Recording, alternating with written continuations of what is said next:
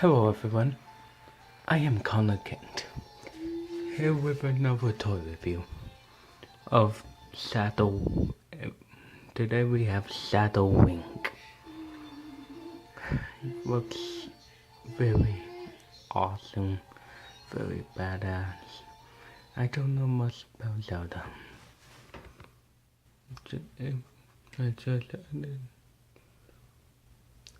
I do want to know everything.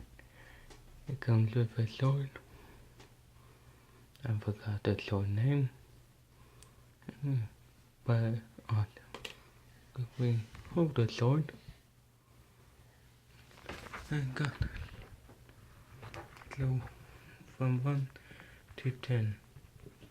This last figure is 8, just because of the joints.